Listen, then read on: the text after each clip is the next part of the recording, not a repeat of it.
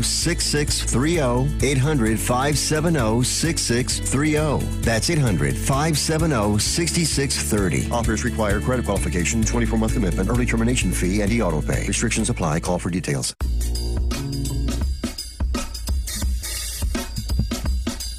All right, it's the Gut Check Project, episode number 15. Gut Check Project, where you check your ego at the door and nothing is off the table. We are here with Dr. Ken Brown. What's up? What's up, Eric? We're going to have a really, really fun show. We are. Who'd you book for our guest this week? Wait a second. Who did you book for our guest this week? Oh, man, we got to start becoming more organized. No, I'm just kidding. This week, we got so many cool topics that we're just going to roll with it because there's a lot of stuff going on in science, stuff in the news, and we're just learning so much every time we start going to these different meetings, which you just came back from a meeting, and we've done different meetings recently. So we just got to keep bringing all that knowledge into this room and sharing it with everybody. Yeah, definitely. So even just this last week, number one, thank you to everybody who began to write into us. So it seems like we're very iTunes heavy in terms of subscriptions and people that are liking and sharing the show. So it was noticed. Thank you very much. In case you happen to have forgotten, all you have to do is like and subscribe to the Gut Check Project on either iTunes or on YouTube, and then you will be entered into the contest where you can win a free month supply of the Signature Protection Package. Signature Protection Package. Which is Atrantil and either KBMD Cinnamon or KBMD Natural. After you subscribe, you simply have to go to gutcheckproject.com, go to contact, shoot us an email that says, I subscribe to GCP. We got several hundred last week. And thank you for all the comments down there, too. There's lots of people who just want to either know more about Atrantil, want to know more about CBD. They say that either or both of them are already working, and that's great. And several guest suggestions as well. Thank you, Chris. I've actually been contacted by several patients who said that they were taking CBD, and then after adding Atrantil, that they noticed that they feel like they got a little bit better improvement. Is it placebo, or is there something else going on? And actually, we've got some science behind it. The reason why we call it the Signature Package. Why don't you explain the science? Well, long ago. No, I'm just kidding. So CBD, of course, works as a supplement or a micronutrient for your endocannabinoid system, which is something that really we need to get onto the website. It's a little bit about the meeting that we just went to, or I just went to this last week, talking about how to better convey this information. But essentially... By the way, the website looks awesome, developed by a CRNA. For a CRNA doing a website, it's pretty dang good. Yes. For a CRNA doing a website. That's right. That's basically the way we get away with saying it's a terrible website. But we're trying to make it better, I promise. So that was a little bit of the meeting that I went to for the last day and a half, and some great people out there. I want to say hey to Nate and to Sarah and to Brad. I mean, great group of people out there in Phoenix. And Jake. Sorry, Jake, don't want to leave you out. Sarah Silverman? Yeah. Bradley Cooper? Mm-hmm. They were all there. Gosh. They're into web stuff. And Nate McGillicuddy? They're all there. Those three people. Yeah, they work so hard That's together. So cool. Never knew they worked there. Anyway, but so the CBD will actually augment or work as a micronutrient for your endocannabinoid system, and that seriously is like any other system that we have in our bodies. It's over 600 million years old, evolutionarily speaking, through all types of animals. If you're a vertebrate, meaning that you have a backbone, you're guaranteed to have an ECS. So essentially, what happens is taking CBD allows our ECS, our endocannabinoid system, to better regulate and function as the governor between our immune system and our nervous system. And you've all heard of those systems. So essentially, whenever you have chronic inflammation, it's either one of those two that's kind of working out of balance. CBD does that. Yeah, so I think one of the biggest issues that people are having with CBD stores are popping up everywhere. It's always in the news, this and that's going on, but nobody really understands why or what. And so I get my patients that come in and they'll say things like, oh, I've tried CBD, nothing happened. And I'll just say, well, here's part of the problem. There's a lot of companies out there that even the people that are making some CBD don't really understand the science behind it. And once they try KBMD CBD, they'll actually come back and say, oh my gosh, I took X, Y, and Z, didn't notice anything. Now I'm able to, my back pain's gone, my neuropathy is gone. And then I can explain what's actually happening. We all have an endocannabinoid system. I keep coining the term an endocannabinologist because I really feel like the more and more I read about it, the more it is really complex. And there's some really cool science out there. But the signature package is there because atrantil kind of stops an enzyme that breaks down your own endogenous endocannabinoids, meaning your body makes CBD. Yep. It's called anandamide. And that's part of the issue is that we start going down these rabbit holes of explaining stuff, but it's really easy. You just have to realize that when you take CBD, it presses the reset and gets everything back in balance. And that's how come I think it's more of an adaptogen, meaning that when you take it, your body will figure out what to do with it. That's why you can't overdose on it. That's why so many people can have incredible results. That's why some people it takes longer because maybe you need more of this, what we're going to call a micronutrient or an adaptogen, because it can go by a lot of different terms. But people, that's going to be my goals to really try and explain a lot of this science. And once I can put together a good signature talk that is sort of, as we always say, bridges the gap between this complex science and natural solutions, then I'm going to get out there and we're going to put that on the website and on this evolving website. Yeah, well, and nothing's off the table, of course. So through that research, and I was there firsthand as you began to have patients who used CBD and then used a couple of different brands and manufacturers, and I've seen the different changes in terms of once they finally have a high quality CBD. So I do want to say that what we offer with KBMD Health, it's not the only awesome CBD that's out there. But what I can tell you is it does check all of the boxes. So if you're hunting for a CBD to make a difference, begin with a legitimate COA, a certificate of authenticity. If they can't do that, then move on to the next one. If you can't check that box, there's no reason to continue the discussion. Did you see, I saw a news article where somebody got fired from their job because they were drug tested and they tested positive and they were fired. The person that got fired knew that they weren't doing anything. All they were doing is CBD. And then it starts going around that CBD can cause these false positives. Sure. That person sent it to a third-party analysis. And as it turned out, and even that particular one said that the amount of THC was none, came back at actually a very high level. So unfortunately, somebody lost their job over this, and now they're suing the CBD manufacturer for all of that. So, well, COAs can, unfortunately, they now are the new fraud document, right? That's what somebody else is doing. They're just trying to play off of something else or ride coattails of somebody else and make it look legitimate. That's what people who commit fraud do. They do that. So ultimately, I can say that if you want a trusted product, that I know that Dr. Brown certainly endorses, KBMD CBD is at least a safe choice in terms of quality, price, and what you're after in terms of CBD. So speaking of, I mean, that's we took the high road with atrantil from day one. Sure. When we started looking at ingredients, when we started looking about where we're going to manufacture, we took at KBS Research with our team over there, we took atrantil and we sent it through different certifications. The one that I'm really proud of is this NSF, which is certified for sport. The reason why I think that is so important is because we're going to start seeing that the combination of atrantil's polyphenols helping with both sports performance and helping with sports recovery, plus the stress of doing an athletic performance is automatically going to deplete your own endocannabinoids. So that signature package right there, I think, is going to be really critical in any contact sport, making sure that the polyphenols that go through that what make up atrantil, we developed atrantil for digestive health. We're learning more and more the complexity of these polyphenols. I got some great science in an article today that kind of ties a lot of this together. But that's what I think is going to end up being such a cool thing. This signature package, which almost all my patients are on that combo right there. My mom, all my staff, everybody.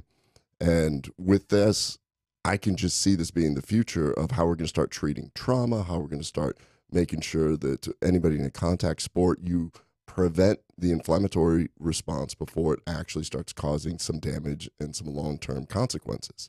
Ben, it's awesome information, and we've seen it firsthand where people have written to us. We've gotten tons of email, even just as people have signed up and subscribed and shared Gut Check Project either on YouTube or iTunes, and just written us little notes. Hey, thank y'all so much. You know, Atrantil and CBD have worked great for me. Keep them coming. Certainly appreciate them. But if you just want to enter to get your own free month supply, or your chance that we have at least 5 winners coming up in July, so simply go to gutcheckproject.com.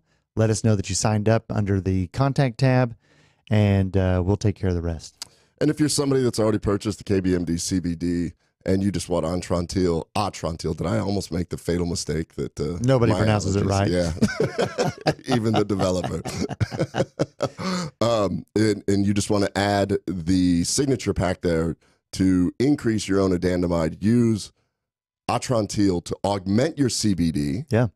Even if you don't have gut issues, even if you're not real interested in the polyphenols and the anti-aging and the anti-inflammatory effect, but you want to make your CBD better, go to lovemytummy.com/Spoonie. Use code Spoonie, save some money. So, hey, Dr. Brown, what is on the topic in terms of what happened with you on Father's Day? How was Father's Day with kiddos? Father's Day was awesome. Everybody was in town. There was no tennis. Well, of course, it rained like crazy, but there was no tennis. I didn't have a meeting. It was awesome. So Saturday, great weather. Did just one of those old school hang out in the pool, float, nice, throw the ball. We were just having fun, and just I felt like it was, you know, like when the kids were 4 and 5, and we would do that all day, every day. So that was awesome. And then on Sunday, did something a little different. We drug Lloyd out. She was not too excited to do it because it had rained all night. It was a little muddy and everything. And she had to laugh because I was wearing some pretty old grubby clothes. And she's like, "You're going to go out like that?" And I'm like, "Oh, yeah," because Lucas and I have discovered kind of a fun little thing. We found a cool park with Frisbee golf. Oh, so nice. we went out as a family and played Frisbee golf. Did you have the putter and then the different discs for the different shots, or is it just one disc per person? Much like my regular golf game, I'm like, you just need a driver. Just give me the driver. No matter what. No matter what. Yeah. So we just use drivers. There were some other people on the course, and you're like, huh, look at that. It's like, you know, watching people that really know what they're doing. Yeah. And but we had fun. It was really cool. So it was hot, muggy, and muddy, and it was just fun. So it's one of those things. I mean, I think that we don't get out enough and just do silly stuff. Get yourself back in nature. It was a really cool park. It's over in East Plano. And just really, you know, just one of those silly, unplanned, let's just do this, not worry about anything. Nobody's looking at phones or anything. You're just out there slinging a disc, having a little fun. Heck yeah, no. I love days like that. That's good stuff. Yeah. How was your Father's Day? It was good. One of those things where the actual Father's Day on Sunday, family, the boys and I have to get together on Monday because Gage is out of town shooting hoop. Mac was also in a tournament, and it's quite the norm whenever you just have busy kids that are teenagers. And but we did get together Monday. I got some nice new kicks, which the boys are great at picking out tennis shoes for Dad. I'm terrible at it. And then they surprised me by buying me my first opportunity to go and do a tandem skydive jump. So I asked the boys and Marie if they wanted to do it with me. Marie said, sure. I mean, I'm nervous, but I want to do it. And Gage it's like, yeah, can't wait. And Mac's response was, nope. And I think all three of y'all should do it from different planes because I don't have a good feeling about it. So. That's exactly how I would be. So when you guys do that, let me know. Me and Mac will go catch a movie. Yeah, I don't even think he wants to come watch. I don't think he just wants to hear it, but that it's all okay when it's over. But I'm looking forward to it. I do have to own something. When you said you got some new kicks, listen to this is like one of those, like, what happened to that? I've been on this like run of losing things. So the family got me a really cool wallet, had bag, 2 cards, got the wallet out. That's awesome. Then we went and did the whole Frisbee golf thing, got all muddy and got busy and everything. I have the cards sitting there. I can't find this wallet. Really? Yeah. So thanks, family, for giving it to me, but I got to find it and switch out everything. I got a beat up wallet here. So it's a great gift, but that's. But you got a habit of things kind of turning up, though. Things just turn up months later after I've ordered 3 more from Amazon. And No, that's definitely believable. So remaining in the show today, we've got a bunch of topics that people have written in about that we decided that we wanted to kind of frame this particular episode around. Everything from what's the experience or what's it like to have a near-death experience, and kind of how your brain adjusts to that. Dr. Brown has a really cool article on proanthocyanidins and how the gut actually reacts to that. You got another topic over there also? Yeah, so we had there was a few other things. I'm going to be doing a live Facebook at 5:30 today Central Standard Time, 6:30 Eastern, with the SIBO SOS crew. It's a massive community. Sure. Siobhan Sarna asked me to do this, and it's in our very classic, and she even laughed about this because she realized how this works. You know how she normally goes through you, she'll text you or email you. And yeah. You and I will be working, and I'll just go, I'm like, yeah, whatever, sure. And I didn't realize my commitment to this and how big of an audience this is. And so I'm doing an hour Facebook tonight, and then on July 2nd, I'm doing a 3-hour live lecture series followed by Q&A. Check out SIBO SOS Summit. Just Google it, SIBO SOS. If you want to catch Dr. Brown, this is a really big group now. I can remember a few years ago when they were getting started. Not as massive. It's huge. Yeah, it's got to be a big group, and I'm looking at the other speakers there. You got Mark Pimentel, Satish Rao, Allison Seebecker, Mike Ruscio. I mean, all the big players in this whole SIBO community. Yeah. And I had to laugh because I'm like, well, I need to learn some stuff that they haven't talked about. I think I'm the last lecturer in the whole series. Mm-hmm. So it's like, well, how do I top any of the stuff that they've done there? So trying to find some unique things. And I did bring an article that I'll probably talk about tonight with Siobhan, because one of the things that everybody does talk about are these different gases that these bacteria produce. Okay. So how do you start looking into it in a little different way? If you're unfamiliar with what we're talking about, SIBO is small intestinal bacterial overgrowth. If you get sick, take antibiotics, or have an infection, then you have a chance of the motility in your intestines changing, and bacteria can start growing where they shouldn't be. It's not the bacteria good or bad, they're just growing where they shouldn't be. Then whenever you eat, that's what creates all the bloating. And that's why we developed Atrantil to help those people that get bloated. And we initially were basing on the science behind how methane is produced. Mm-hmm. Today's article is really cool about how the molecules in Atrantil interact with hydrogen sulfide, which a lot of people have always asked this. And so this community is a very knowledgeable community. And so I imagine, since it's Facebook Live, somebody's going to say that. And I'm ready to start talking hydrogen sulfide and proanthocyanidins, a.k.a. Atrantil. Yeah, the cool thing is it just because I think that what's happened with Atrantil, that we've been able to at least begin to address methane production, but that's not where everything ends. So it's kind of cool, I think, to have people see that you've continued the research, and we'll just keep knocking down the hurdles that are before us, and hopefully start coming up with some better answers. I mean, it's really fascinating because these other speakers who I just completely respect, sure, a lot of them are on the lecture circuit. A lot of them are, primarily researchers. And knowing when I did pharmaceutical research, my office was consistently one of the highest enrolling sites, mm-hmm. being a private practice office in the Dallas area. And when we did the Xifaxan studies, it was Cedars-Sinai, Mount Sinai, Mayo Clinic, Johns Hopkins. And, being number one is not always the best. This is how I know that we enrolled the most, because the FDA said, wait a minute, what is this little tiny spot in Plano doing enrolling all these people? So they came and gave me a good thorough audit for 2 weeks. That was so much fun. That's what happens whenever you work hard. No good deed goes unpunished. Yeah, so that's how I know that. So the thing about it is that what I'm going to bring to the table is real world, just completely real world experience of people that are frustrated. They've done a lot of things. So it isn't so much saying that this is my protocol, this is this, because there's the Seebecker protocol, Pimentel protocol. There's all these people developing protocols. Sure. And, I imagine they really, really work for them. I can't, because everybody has already done one of these protocols and shows up, and it's just a high volume practice. So what I bring is, okay, let's be practical about it. I don't really want to spend that much more money because you've already spent a lot of money. We don't need to scope you for the 4th time. And if you've ever had any issues like this, then you kind of understand what I'm talking about, that by the time you end up seeing a doctor. And so it'll be interesting because I'm one of the few really traditional gastroenterologists talking in this community. kind of doing the whole bridge the gap thing, trying to stay on both sides. Well, you still have an active patient pool too. Yes, very active patient pool, and I'm always learning from my patients. And then when I'm going to go on something like this, and I know that they're going to throw some questions that'll give me curveballs, and that just makes me better.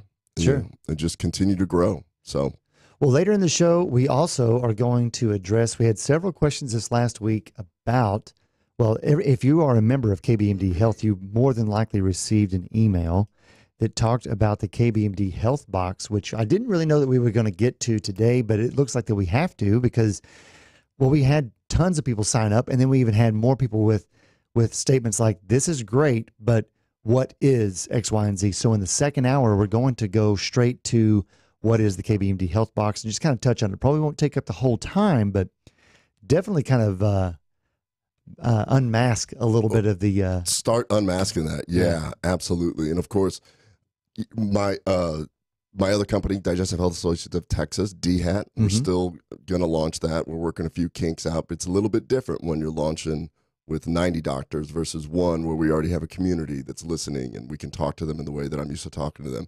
It's a little bit of a learning curve. So if you happen to be a Digestive Health Associate patient and you go see your doctor, go, hey, when's that box coming out? Yeah. Light a little fire under them. Yeah, just ask. But I mean, it's like anything, and it's no one's fault. It's why they have the coined phrase of, too many chefs, So sometimes you just have a lot of input and things kind of slow down, but we will figure that part out.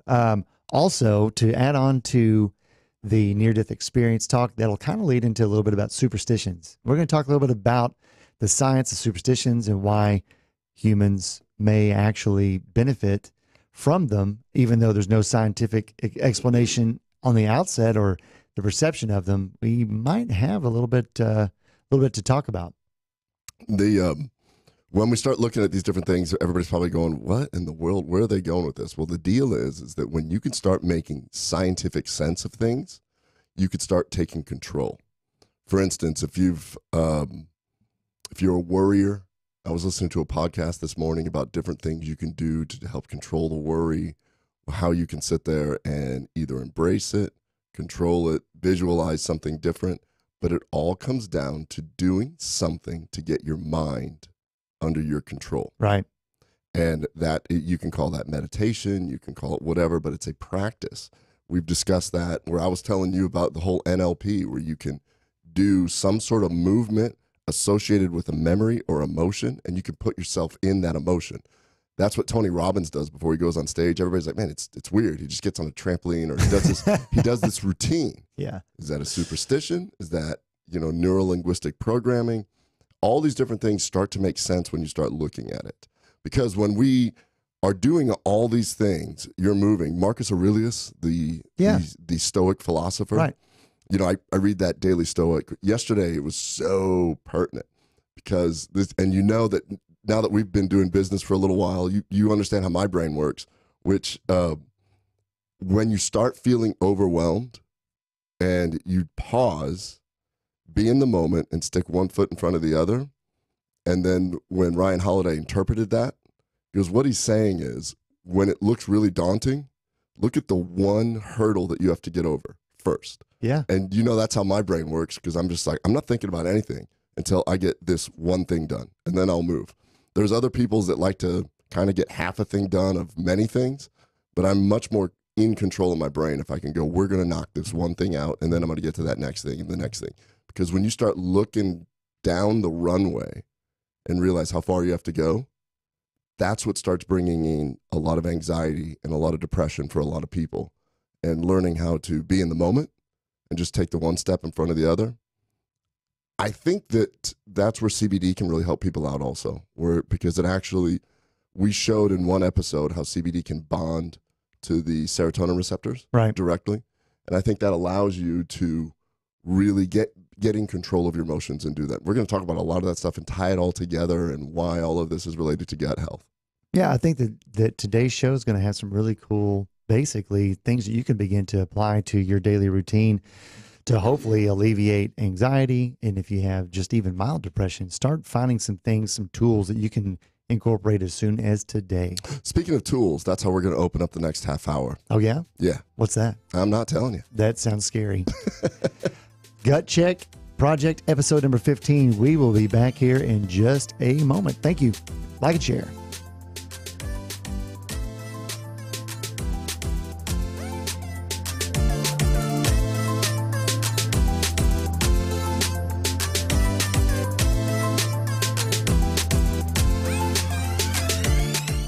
Do you use the expensive blue or yellow pills to charge your sex life? Are you thinking about it? What if we can promise you the same results for less than $3 a pill? If you're paying $20 a pill for the other pills, you're getting taken to the cleaners. Our pills deliver the exact same results for less than $3. You'll save more than $16 a pill for the same results. And right now, radio callers will get 44 blue or yellow pills for $120 with free discreet shipping. You can save more than $700 off pharmacy prices. Charge your sex life now and save a ton of money. Call now and get your 44 pills and save over $700 and qualify for free shipping. Stop overpaying and call right now. 800-218-6473. 800-218-6473. 800-218-6473. That's 800-218-6473. Fast Track Student Loans can get your student loans out of default, stop any wage garnishments, stop collection calls, and stop seizure of your tax refund. Give yourself a break. Stop the stress and get your student loan payments down to as little as $25 a month based on what you can afford to pay. 800-709-4395. 800-709-4395. 800-709-4395. 800-709-4395. Now you can fly anywhere in the world and pay discount prices on your airline tickets. Book a flight today to London, Paris, Madrid, or anywhere else you want to go and pay a lot less guaranteed. Call the International Travel Department right now at Low Cost Airlines. 800-452-1075. 800-452-1075. That's 800-452-1075.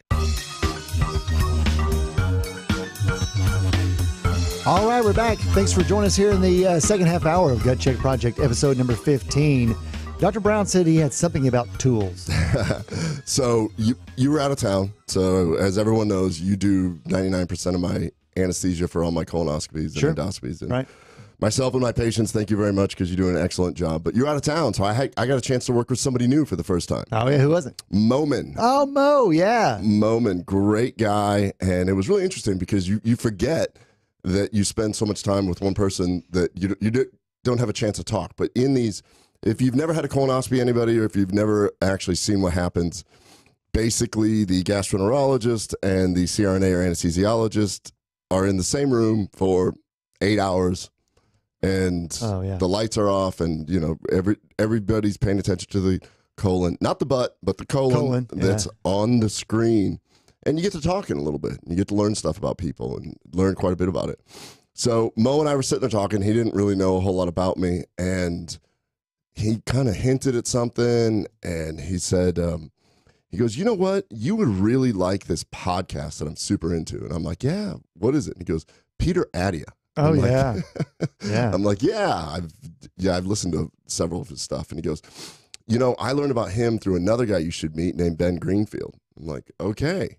Oh, wow. So you are listening to similar podcasts. No joke. So this led to him asking me all kinds of things as we started to move on. He goes, wait a minute. So you're into this stuff. So, what do you think of this sauna, infrared sauna thing? So we went on to a sauna topic, and we talked about that, and Charles Risen and his studies with that, and the Finnish guy and all this stuff. So it turned into a biohacking day. Wow, yeah, good. And I started telling him, and I have pictures of everything. And I just about bring everything that I try out, the X3 bar, vibration plates, my relaxed sauna. I essentially bring it all to work and make everybody do it, right? Whether they want to or not. Right. Well, I'm sure that they have a full say on it, but maybe they feel obligated. Yeah. So then we got to talking about all that. He's like, oh my gosh, I need to get that. I'm like, well, you're going to be like me, where you just start, ordering stuff that you'll hear a podcast, and then all of a sudden everything starts showing up at your house. So I got to thinking about that. I was like, wow, since you left, this is my newest attempt at a hack. Okay. I got these BFR bands. BFR bands. Blood flow restriction bands. Okay. So the idea behind these are that you put these proximally on a joint, and then you do low weight, high repetition to increase blood flow, and it prevents the venous blood flow from coming back. Okay. Penetrates deeper into the muscle because the pressure starts building up in there. So you're not restricting arterial blood flow, but you're restricting venous blood flow. Okay. And the theory is that this can actually increase muscular hypertrophy, increase muscle growth. Growth hormone goes up, but not just in the limb. The body has a systemic response. Really? So that sounds kind of crazy, though, knowing that the venous blood's going to be carrying back the waste gas, CO2, the lactic acid. So is all of that extra dilation and pressure together helping to penetrate the tissue? Is that the idea? I think the idea is that it helps penetrate the tissue. Then when you relieve it, there's a compensatory dilation that then flushes the lactic acid. So I thought we'd do a little experiment here. Oh, I brought them. Okay. Yeah. So that sounds fun. So why don't you slap this on your right arm? Right arm. Get way up, and then all you're going to do is just tighten it like this. Okay. So it's like a flex tourniquet. Yeah. Okay. Right here? Yeah, as high as you can go. Yeah. Oh, as high as I can go. Okay. All right. If you're listening, I'm adjusting a band with one arm, though, by the way. Dr. Brown has a much bigger arm than this show's Eric. all about science, and we're doing it. Is it pinching? Just lift it up so it doesn't pinch. Yeah, if you just lift it up, it won't pinch. Okay. All right, ready? Yep. So I brought a resistance band that you can sit in your chair. Okay. Put it around your foot and just do a few bicep curls as we keep talking. Okay. And we're going to look and see if one arm is bigger, Oh, has more venous. This is a rubbery rope. Yes. From when you were handing it to me, I thought it was. So what I'm holding here is just basically a plastic or rubbery braided rope, and I'm going to apply tension and then begin to make curls essentially while oh no, do it on both arms. Oh, on both arms. Yeah. And so this way we have a comparison. We have a placebo arm. Okay. Yeah. You like that play on words? We have a placebo arm and that is a dorky joke. Okay. Okay, hold on. I'm having to flip the hand around because the butt of the handle is kind of banging into the wrist a little bit. Oh, yeah. I think you're gonna have to be back a little bit and then do that. But anyways, so go ahead and keep doing that as we're gonna do this as our Instagram post for the day for sure. This is great audio. So what Eric is doing right now is something called blood flow restriction. I think it kind of makes its way through different weightlifting circles periodically. And the idea is that you're going to increase venous pressure, or you're going to decrease venous return, resulting in increased blood flow to the muscle. And so you don't have to use as heavy of weight, but then you just do multiple repetitions and you can get some outcome. So this all stemmed from me working with Mo, and we just talked about biohacking and different things. And it dawned on me how much stuff I'm willing to try. You try a lot of things. I've seen. I don't know. Do you remember that movie Tin Cup? Whenever he had the shanks, and next thing you know, he's got the hat on and has the ball hanging down, swing. and he's got the medicus, and he just walks in and he answers the trailer. Can't get him out of it. Yeah. The shanks. It's like a virus. Nobody knows how you get it. Well, that is interesting. So I'm going to keep trying to do this while we have this discussion. What are you looking for?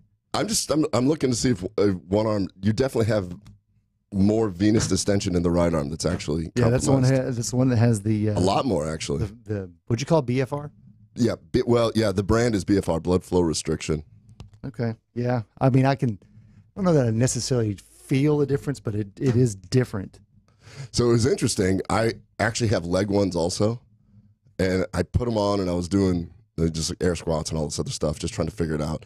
And then Lucas goes, "Hey, if you do that enough, aren't you going to cause varicose veins?" I'm like, "Oh." Hey, can I go ahead and take this off there? I'm like, can't stand it when a 14-year-old's seeing something I'm not. Yeah, I mean, there's got to be a reason. But, all right, well. Yeah, you know what? I think it's working.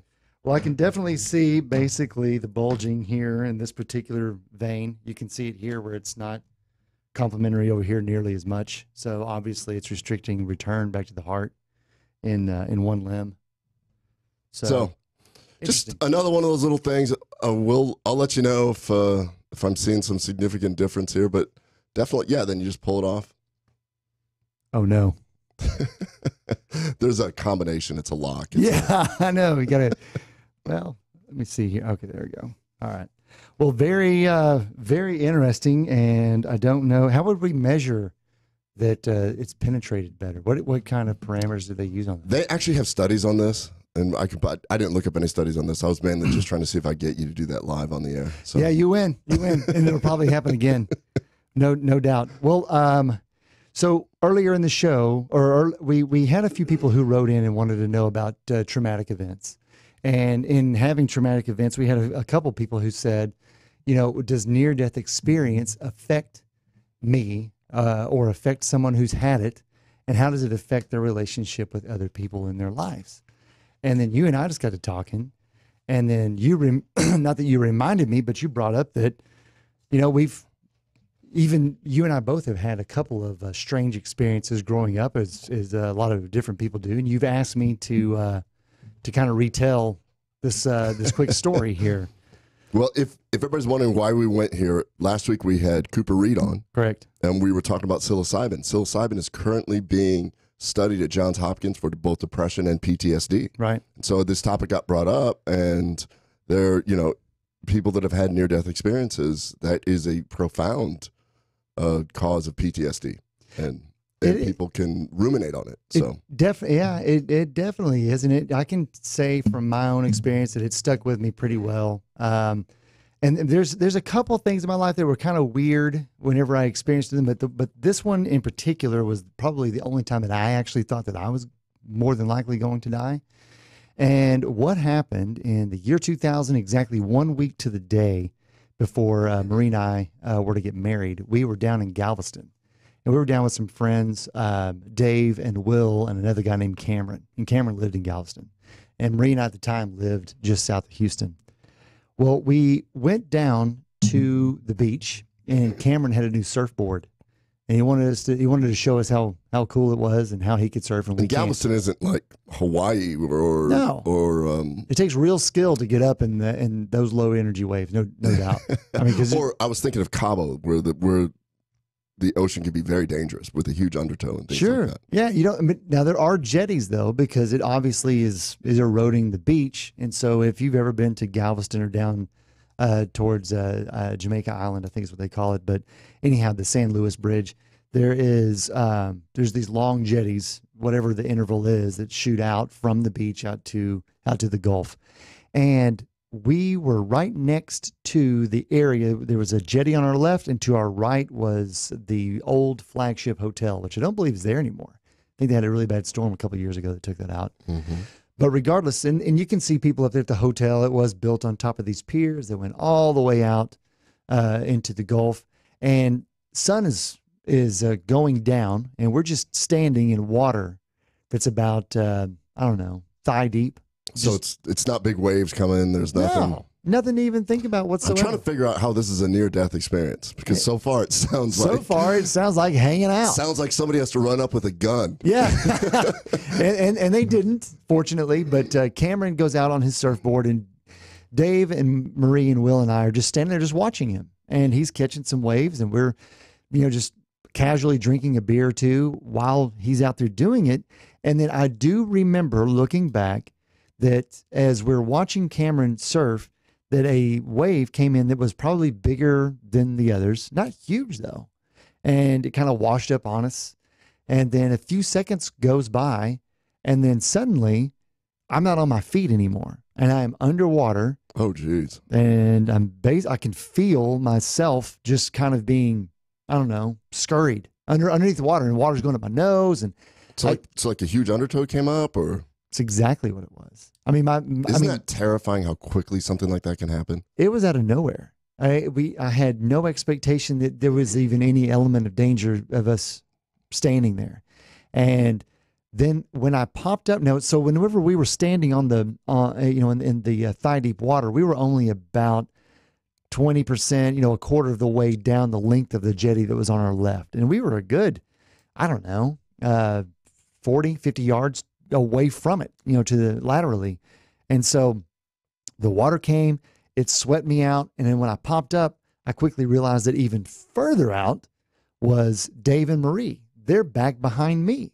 And we're not even where the waves are crashing yet. We went underneath where all the waves were crashing up against the jetties, and we're popped out, and all we have is the waves as they're building up, and they're crashing over. And I can remember Dave yelling in the distance saying, Rieger, don't go towards the jetty. And I'm like, yeah, it's a great idea. Did you say go to the jetty as quick as I can? So I'm comforted that Marie is close to Dave, and I don't see Will anywhere though. I have no idea where Will is, and I keep trying to swim laterally because that's really the only thing that I knew away from the jetty. It was doing no good though. I couldn't outpower where the wave was pushing me, and it ends up pushing me right to the end of this jetty rock, right at the very, very, very tip.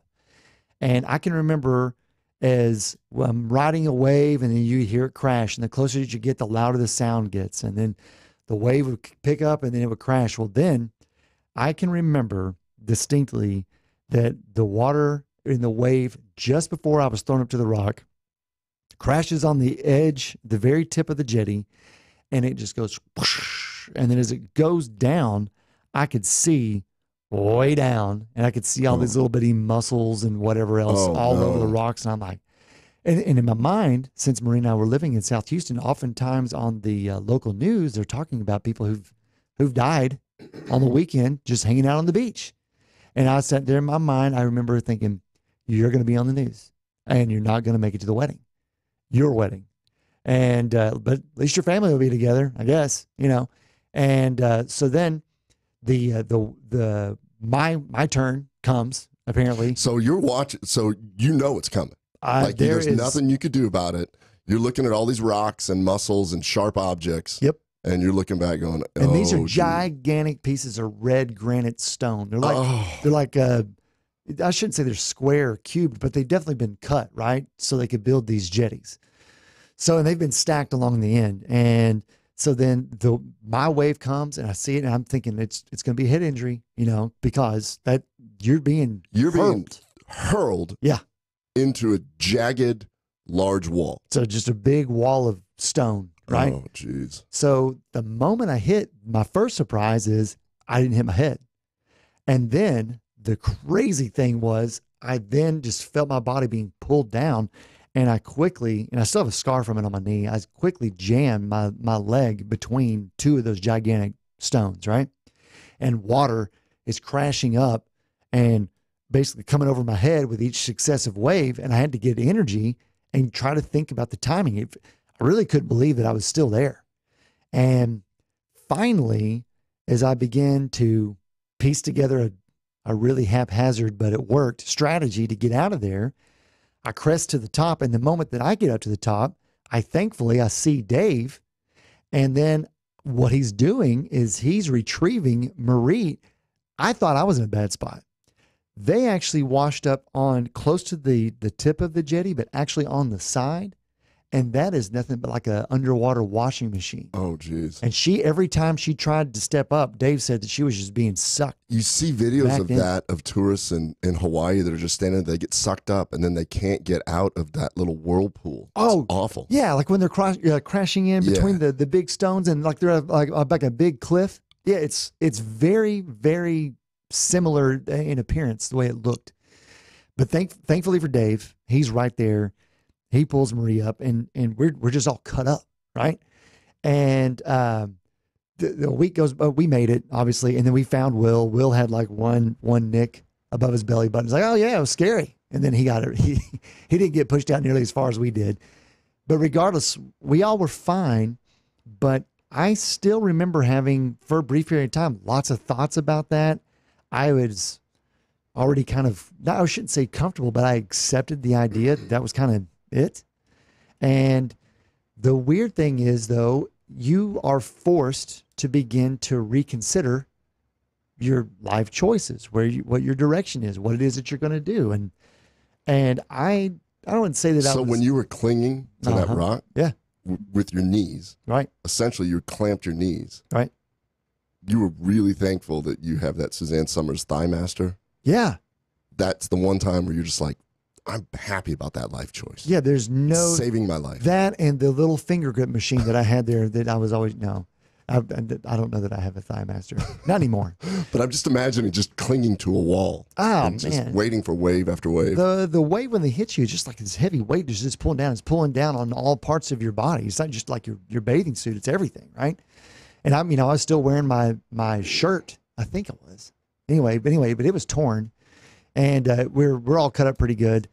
And Marie and I, we laughed that the series was behind us. We all went on to enjoy each other's company and hung out and just kind of talked about it. And people in this little bitty bar restaurant across the street were looking at us as we're still bleeding, and they're like, "Y'all okay?" And we're like, "Well, yeah." And but what Marie and I both went through together, going through that, was kind of this bonding experience of we made it. And we've had several conversations about just that one evening, that one 30 minutes that kind of formed the way that we both were able to kind of go up and reevaluate where you are in life. And then it didn't really occur to me until a few years ago that what was that coping mechanism? What allowed these different things to happen? And oddly enough, as I began to look through it, I learned that Marie and I are actually fortunate that we did it together, because people oftentimes that have near-death experiences alone or away from all of their significant others or close family members, they actually end up being not perceived well by those that don't understand their experience. It can actually build up a wall. Lots of times there are people who have near-death experiences that they have a significant other that didn't go through the same sequence of events or the same experience at all, and they actually have a hard time relating until the other person has time to recoup from that. And I found that fascinating, that just by complete luck, that number one, we survived it, and number two, that we did it together, that wasn't something that became a barrier or a wall. It actually was a bonding experience. And there's actually lots of dopaminergic activity or dopamine release that happens in the realization of the things that you did right after you get past the trauma of it. And so anyway, do you have a question? No, I don't. I just think it's fascinating, because that is the way that you said that you and Marie have, through life, you're going through other things, and you go back and you can reflect on that and go, well, we came out of that. And so we can basically get through anything else. That's not a life and death situation. I really think that that's how a lot of our veterans feel. Yes. And which is why they find community amongst other veterans. Yep. Because, look at the Vietnam era, look at the Iraq era, where people come back and they're misunderstood. They've got PTSD, they've got traumatic brain injury, all that kind of stuff. And if you don't find your sense of community where other people can get it, it can be a very lonely and anxiety-provoking time. Without question. And to make it even more lucky and to bring in the veterans, because that's exactly what was on my mind as I was reading through this. We didn't lose anybody in our party. Out of the five of us that were together, we all five left. Had someone been hurt or whatever, then the scenario of recovery would have been far more different.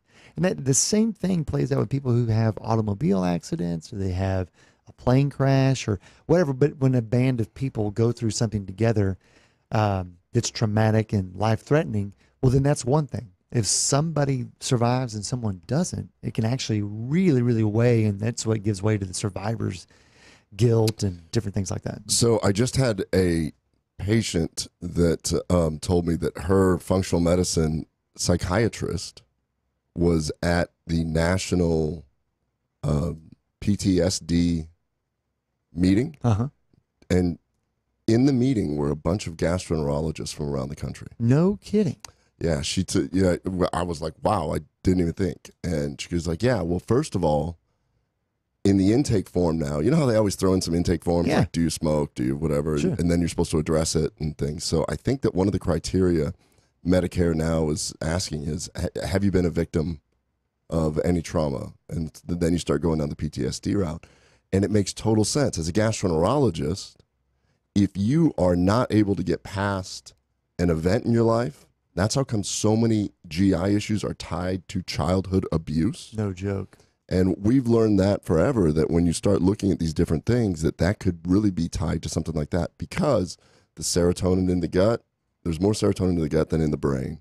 And then anytime you have any type of dopaminergic depletion or any type of cortisol rise, that affects your intestines. So all these kinds of things. It's interesting because I'm trying to think about, wow, if I had the perfect practice, it would include both the addressing, not just using proper diet, not just using some biohacking tools Right. like sauna, like CBD, but then also offering an environment where meditation can be taught. Oh, yeah. Mindfulness meditation. So an article just came out. This fits right in. I just read this, where they published that mindfulness meditation can actually help with rumination.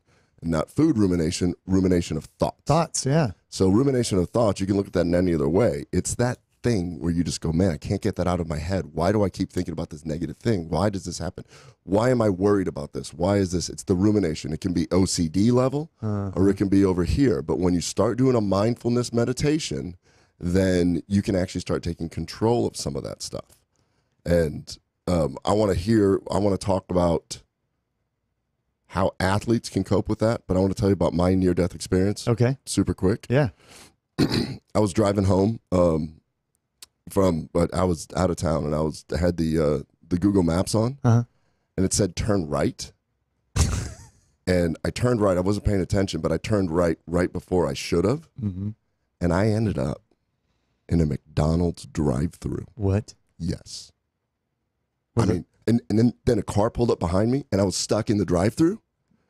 And I pulled right up there, and she goes, hey, what can I get you? Then I was like panicked. I didn't know what to do, and I just went, number 2. So next thing I know, I pull up, and they gave me McDonald's, and it was in my car. Whew. Thankfully, I was able to pull over right away and throw it out. Yeah. It's too bad Lloyd wasn't there with you. Y'all could have done it together. I know, she doesn't get it. I talk about it. I'm like, I almost ate McDonald's, honey. You weren't there. You don't understand. You don't understand.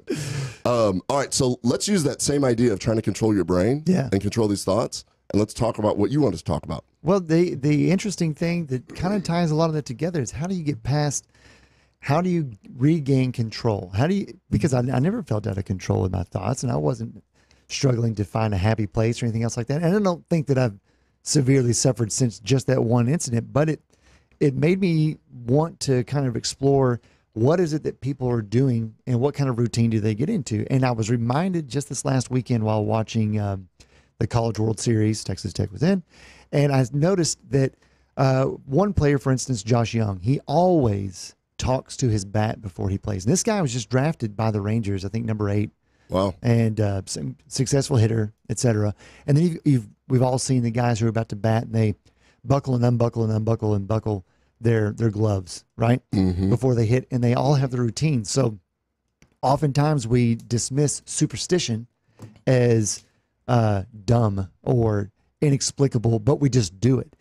And the truth is there's lots of research that shows that establishing a routine, actually, no matter how silly, can allow your brain to administer the right amount of dopamine to where you find the focus necessary to achieve a task. And even though it may set expectations unrealistically high for what the outcome is, when those achievements don't happen or don't occur, the level of depression is less.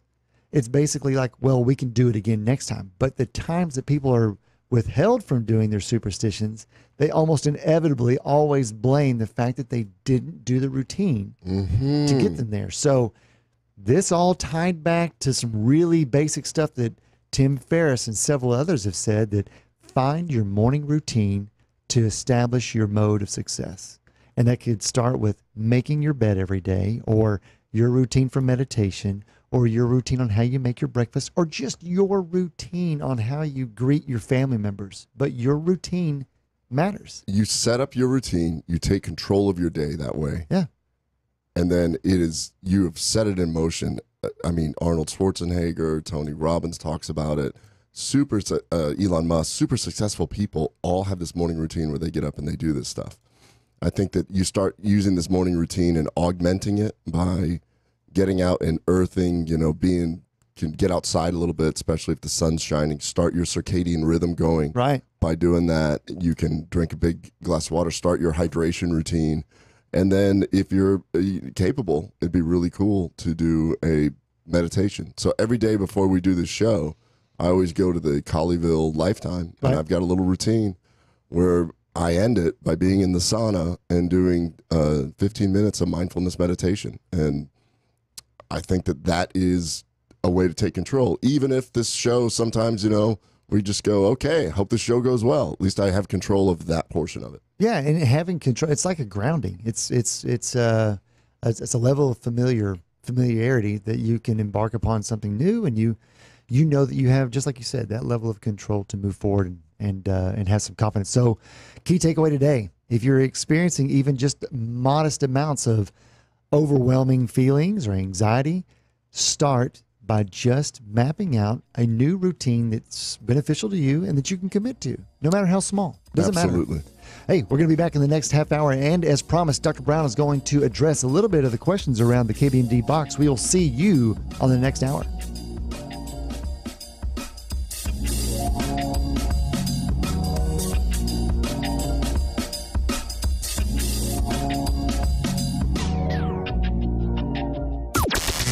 This is the only 24-hour take-anywhere platform dedicated to food and fun. We're Spoonie. News this hour from townhall.com. I'm Rich Thomason. Iran's Revolutionary Guard has brought down a U.S. surveillance drone amid rising tensions in the Persian Gulf The region. Guard says it's shot down the drone over its own airspace, while American officials say the downing happened over international airspace in the Strait of Hormuz. The different accounts could not be immediately reconciled. The military had alleged Iran had fired a missile at another drone last week that was responding to the attack on 2 oil tankers near the Gulf of Oman.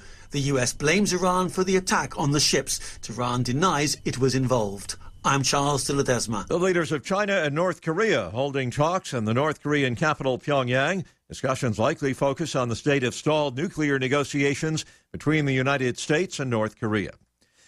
The Sacramento Police Department is grieving the loss of an officer who died of gunshot wounds suffered while she was assisting on a domestic violence call. Sacramento Police Deputy Chief Dave Paletta identifies the officer as 26-year-old Tara O'Sullivan. There are no words to convey the depth of sadness we feel or how heartbroken we are for our family of our young, brave officer. Following an 8-hour standoff with police in North Sacramento, a suspect is now in custody. Several of Joe Biden's rivals for the Democratic presidential nomination are strongly criticizing the former senator and vice president for saying that the Senate got things done with civility, even when there were segregationists in the Senate. Biden not backing down from his remarks amid demands that he apologize for them. Wall Street is rallying this morning with the S&P hitting an all-time high. The Dow is up about 238 points. The S&P better by 28. The Nasdaq up 94 points. More on these stories at townhall.com.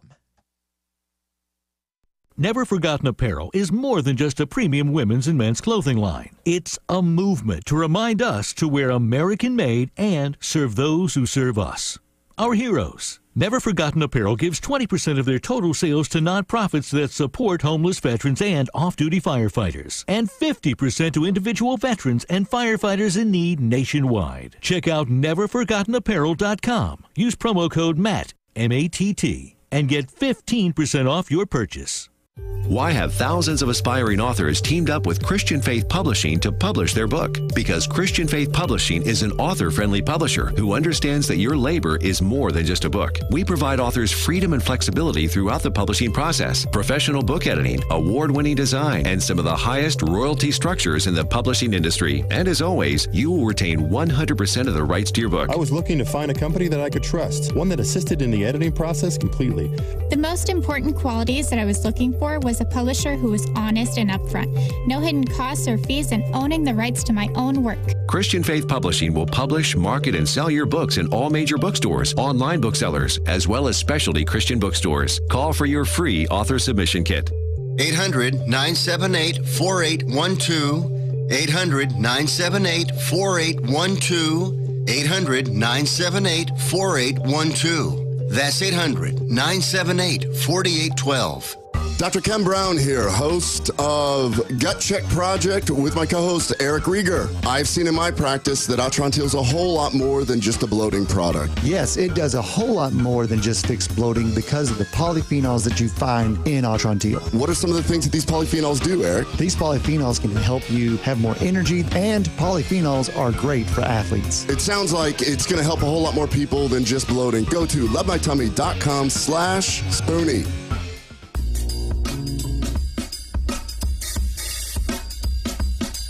All right, it's Gut Check Project, episode 15, second hour. I'm here, Eric Rieger, with your host, Dr. Ken Brown. Just real quick reminder, lovemytummy.com/Spoonie, lovemytummy.com/Spoonie. Everyone's a winner. You can save money on your month's supply of Atrantil. And I want to give a quick shout out real quick to Spoonie Show Trey. Trey's Chowdown. He was just picked up by 3 other radio stations that are now syndicating his show. Yeah. Good for him. Absolutely. So take the time to check out Trey's Chowdown on the Spoonie Network. It's a great show. It's a terrific show. So anyhow, congratulations, Trey, and more continued success as the Spoonie Network continues to grow. There's, like I said last week, there's just tons of great shows that are on the Spoonie Network, and you just need to do yourself a favor and check it out. So, Dr. Brown, we had hinted last hour that you were going to address some of the questions that we had coming in through the email. Not only those who've already signed up for the KBMD Health Box, but there's a few who are like, hey, this sounds great, but they had some more, I guess, articulated questions, than things that you had already planned on getting to. So before we sent out the email to do some explanation, we figured we'd wait till the show, and then we'll send it out later today. Yeah, so we're really excited. We've been working on something. We brought up a few episodes before about the Digestive Health Associate member box. And what this is a cured or a cultivated box where I want to put things to augment your life that have been vetted, that I have seen as a physician work in my patient population. And we have teamed up with a great guy, Stephen Azell, started this company called MemberBox because he realized that we can deliver health to your house. And that's our goal. And so we are launching the KBMD Health MemberBox.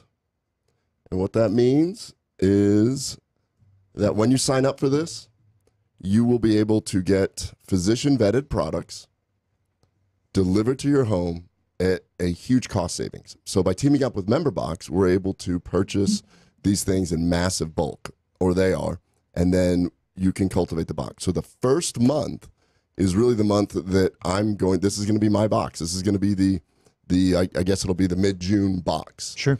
And so in this box, arrives to your house, your health has arrived there. When it does arrive, make sure that you reuse, recycle, share. Very excited because one thing we did is we told everybody we're going to be launching this, and a lot of people signed up, which is awesome. But a lot of people also asked, well, what's going to be in the first month? I mean, what if I already have everything that's there? So let's talk about it. Right. The first month.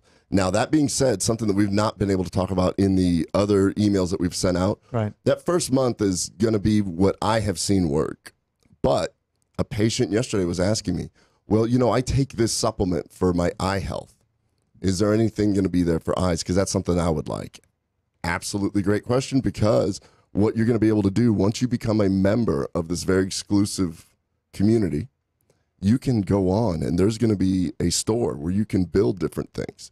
If you need an eye thing, if you want this, these are all going to be vetted products. And what I mean by that is we know that a lot of different supplements and things like that. It's not just supplements. There's some food products and really, really, really cool stuff. Through DNA analysis, they showed that almost 80% of them do not have what they say it has in there. So in this box, we know that these have all been third-party tested. We know that these are very reputable companies, and I have seen them actually work on people. And so that's what's really cool. We're going to be able to deliver health to your house, and you know that you're getting something that's actually real, and you're getting it at a huge discount. It's a win-win-win. It is definitely a win, and another added benefit that you kind of hinted about there is that when you go and you become a member of the KBMD Health Box, you have access basically to a marketplace. And for lack of a better analogy, think of Costco. You don't get to see the advertised prices of Costco, but you more or less pay a membership. Well, this one doesn't really require a membership. The moment that you buy, you get. And if you ever want to pause your receiving stuff, you just pause it.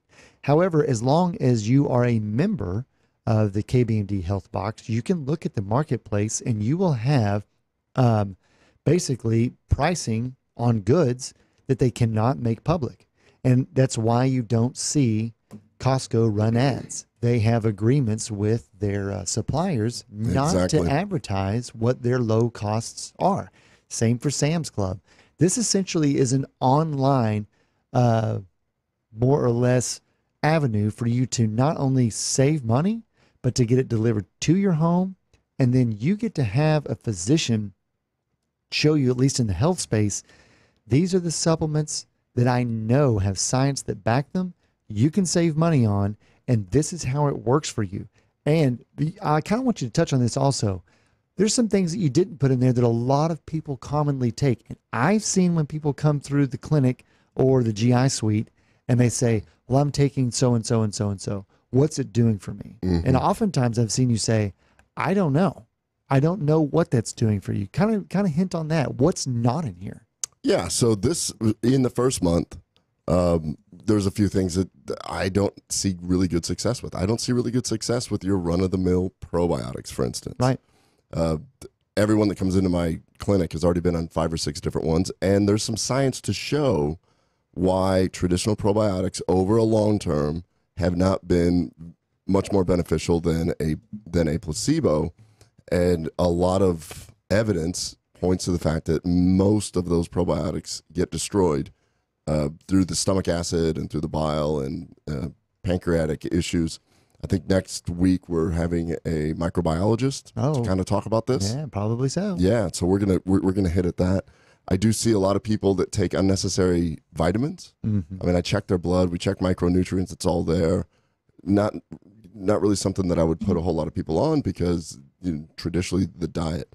A lot of people are taking poorly absorbed ingredients, and so they're kind of wasting their money. My big thing for this is to talk about the science, talk about things that have been shown to benefit people, right? Get it for a savings, and more importantly, really get my patients to not waste money. I mean, we talked in the last half hour about how I love to life hack and how I try to get into these different things. Sure. One of those things is really try and vet a lot of the different products that I take and see the benefit that I can get from them.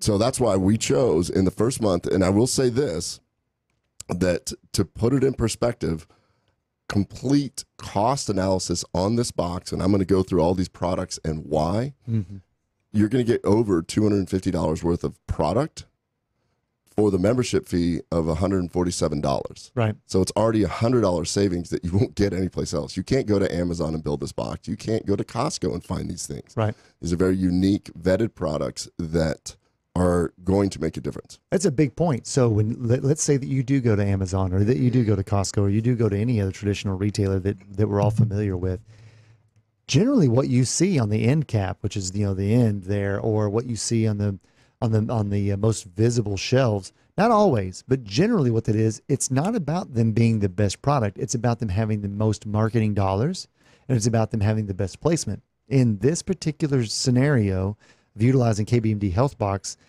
the physician has gone through and said, this is a reputable manufacturer, and the declarations or the application of this supplement has a real benefit. And do you know what's really exciting? This marketplace that we're talking about, it's only going to keep growing. Yeah. And it's only going to keep growing with reputable things. I pay certain registration fees so that I can have access to different certificates of analysis, like Consumer Labs is one of them. Sure. I just read a recent one where they looked at melatonin, different melatonins, and almost all of them had varying amounts. So when I talk to patients, and just like we talked about in the first half hour, I tried CBD, it didn't work. I tried melatonin, it didn't work. I tried this, it didn't work. It's probably because what was on the label was 1/10 of what was on the label, or vice versa, or there's a whole lot of things. We did also talk about that in the certain categories. An article just came out warning parents to not purchase items for their teens associated with sports performance, weight loss, or energy, because we're seeing teen death now from supplements. And when they analyze it, it's because there's a lot of weird stuff in there. Yeah, and that's one of the many purposes this serves, and that is basically to help the end user get real products with a real purpose, with real savings. And quite honestly, one of the biggest complaints or the worries that we have when the patients come through the GI suite is, well, I've already spent this money on this, and now I added this. Is this one working? Is this a good mix? The cool thing is what we're putting in here can be taken together, and it relieves the anxiety. So just think, I'm not only saving money, I'm saving time, and I'm saving a trip to the store. I'm not having to go and piecemeal all of this together. I know that the physician has gone through and seen this. You already trust him with a prescription. You trust him with the regimen that you leave the clinic with. Now you get it with a consumer supplement level purchase. Well, yeah. So it's going to be a physician. This is what I would tell my patients to go and drive someplace and purchase it. What we're doing is taking the convenience out of that. And so it's not prescriptions. No, it's not prescription at all. It's over the counter things that I have seen that have helped me. Right. I have seen it work on my patients, and we know that it's a recommendation. And if it doesn't fit you, you're like, man, I like 4 of these items. Keep those 4. Next month, you want that eye product? Get that eye product. Yep. You want something else? You want to go beyond that and get into skincare and beauty? Lots of stuff like that. You want to get the advice of a holistic plastic surgeon's products that are available there? You can do that. You want some books? It's a good point. So if you happen to be someone who says, I like the way that Dr. Brown suggested this, this, and this, but I actually want this other thing that someone else has in the marketplace, you can do that. There's nothing wrong. I mean, you could still treat it like a store. It's essentially a store that has Dr. Brown's recommendations available, and you get to see it. But every single thing that's in there comes with the savings. And the cool thing is beyond health, etc., the idea of the platform is to move this over to also everyday consumables. There'll be electronics and other things in there that if you were to spend 100, you'd probably only spend 60. Yeah. And when you go to the landing page, you're going to see that the copy there, that what we wrote, it was pointed out to me that, and it's 100% true, because what we're talking about Dr. Anthony Yoon up in Michigan, who's on Dr. Oz all the time. There's other influencers, functional medicine doctors, traditional doctors that are all part of this member box community that we have. We're sharing ideas. Right. So when we're looking at this, I can go, Tony, has your group, has your tribe, have they done well with this line of skincare products? What is your best here? I said, I want to feature it next month here. Let's go ahead and do this because we're getting a lot of feedback on skincare.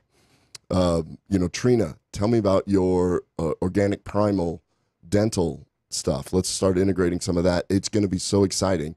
So we're curating boxes, but we're also sharing information and sharing experience. Right. That's what's so cool about this. So you can go to kbmdbox.com just for a direct link if you'd like to sign up, and kbmdbox.com. Just go and check it out if you'd like to explore a little bit more. Of course, if you have any questions, go to gutcheckproject.com and hit contact. And there's also a drop-down menu for you to say, hey, look, I've got questions about the KBMD Health Box. Yeah, let's go ahead and mention this also, that it's limited right now because this is our first box. We're starting out. There's going to be limited quantities.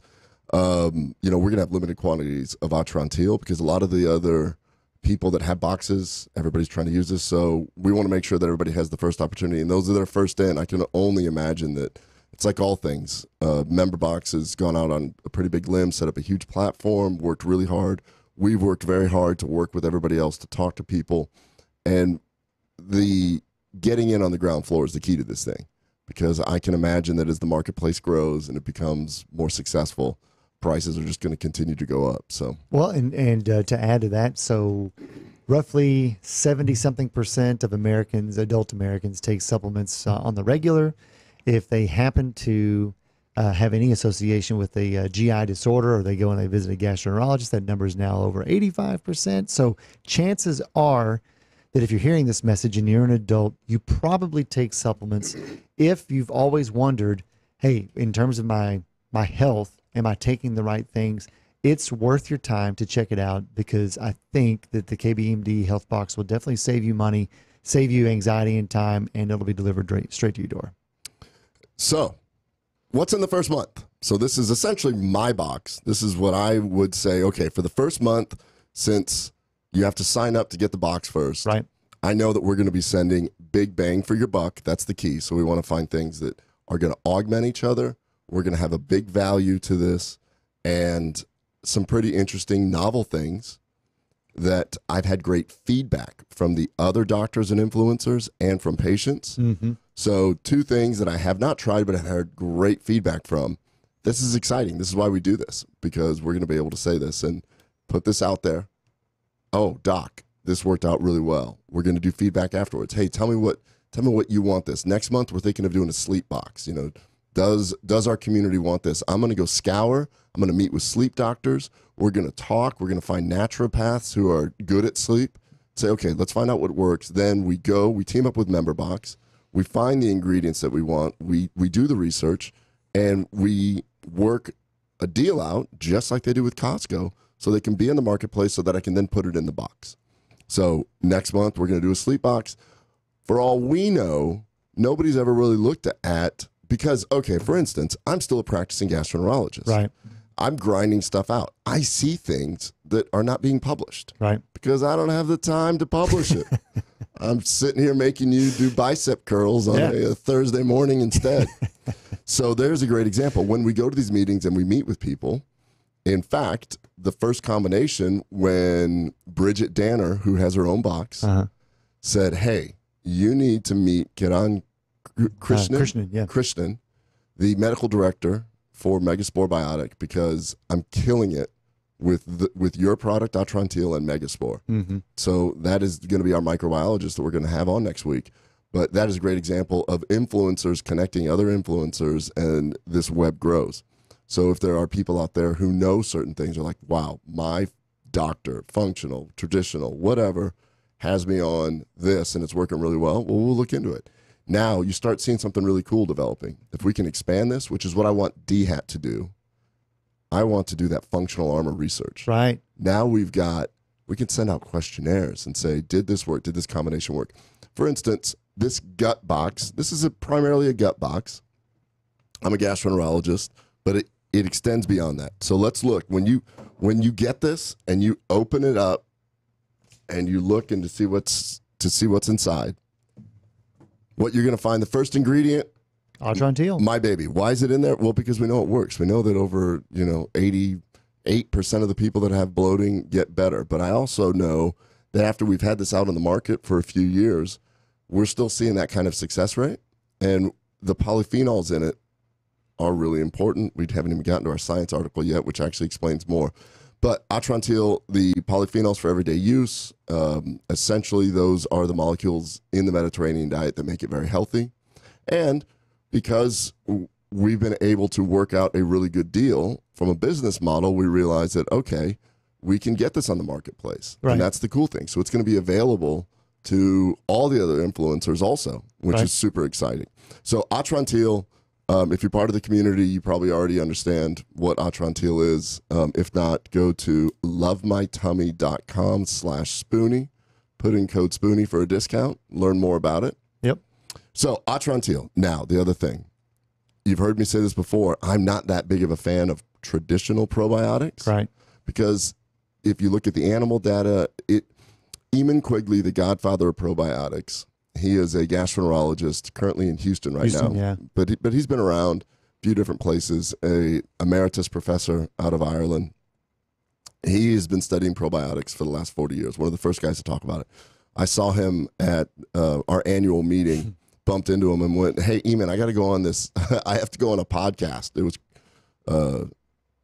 one of them. Kress or Wolf or one of them, Greenfield. I have to go on this. Hey, I want to talk a little bit about probiotics. Can you give me anything new? And he summed it up. He goes, they're amazing in a petri dish. Yeah. We just can't reproduce it consistently in humans. And there's a million reasons why, because it's more complex. Sure.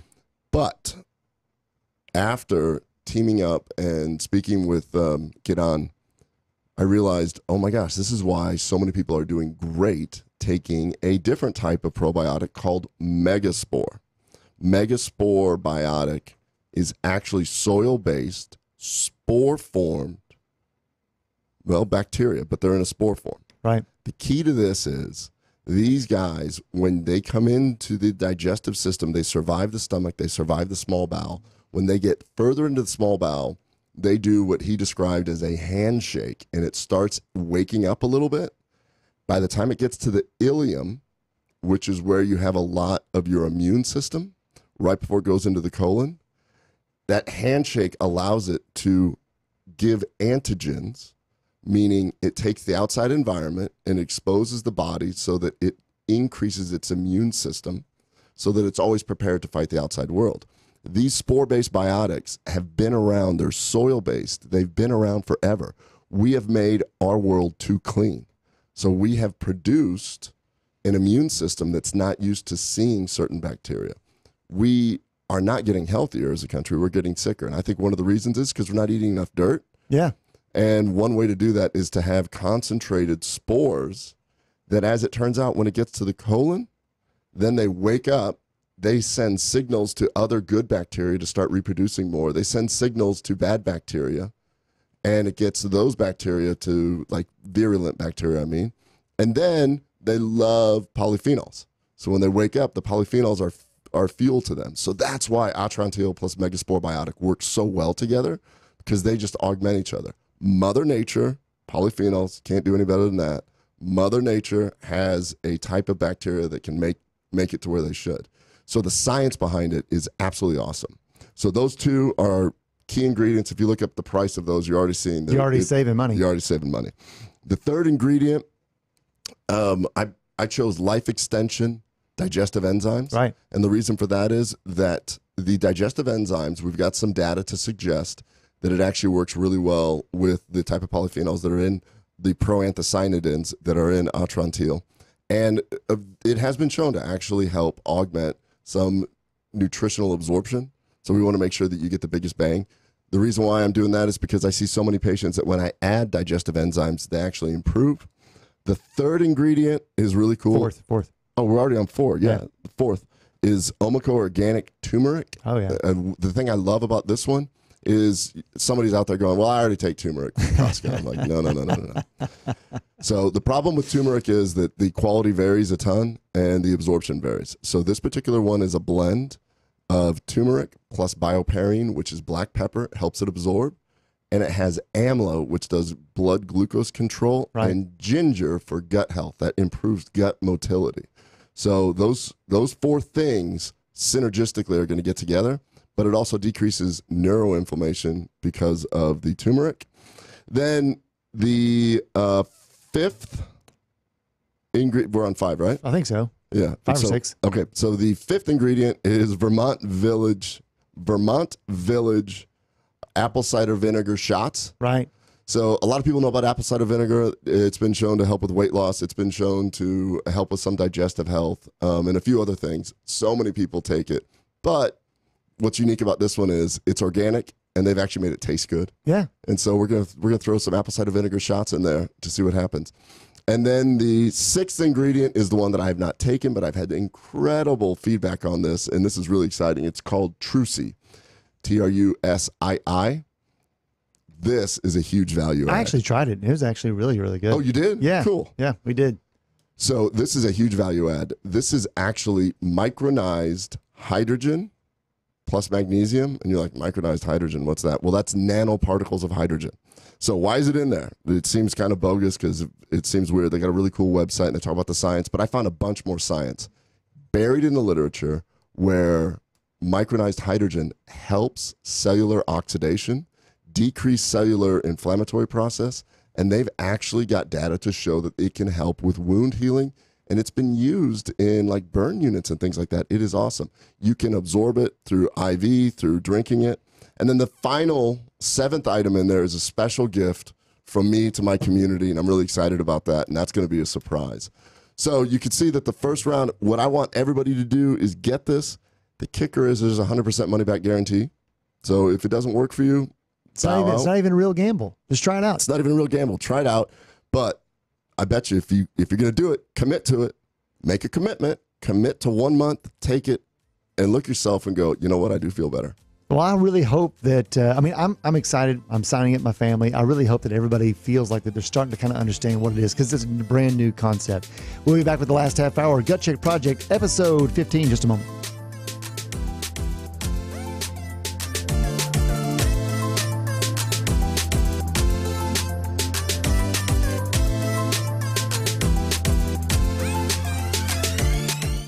If you're trying to quit drinking or doing too many drugs, listen to me. You don't know me and we'll never meet. I had a problem like you once. I drank and used to party a little too much till it got out of control and almost ruined my life. I realized I needed help to fix my problem before it totally destroyed me. If you've tried to fix your drinking and drug problem and you know you can't do it alone, you need to call the National Treatment Advisors. They'll immerse you into a 30-day program to replace your old habits with new habits and totally change your life. And if you have PPO private health insurance, the entire program may be covered. Fix your problem right now before it gets any worse. Get clean. Call now and learn more. 800-296-1252. 800-296-1252. 800-296-1252. 800-296-1252. Are you tired of high cable TV rates? Sign up for Dish today and get a $500 bonus offer while supplies last. Plus, lock in your price for 2 years guaranteed. Call All American Dish, your Dish authorized retailer now. 800-570-6630. 800-570-6630. That's 800-570-6630. Offers require credit qualification, 24-month commitment, early termination fee, and e-auto pay. Restrictions apply. Call for details. Fast Track Student Loans can get your student loans out of default, stop any wage garnishments, stop collection calls, and stop seizure of your tax refund. Give yourself a break. Stop the stress and get your student loan payments down to as little as $25 a month based on what you can afford to pay. 800-709-4395. 800-709-4395. 800-709-4395. 800-709-4395.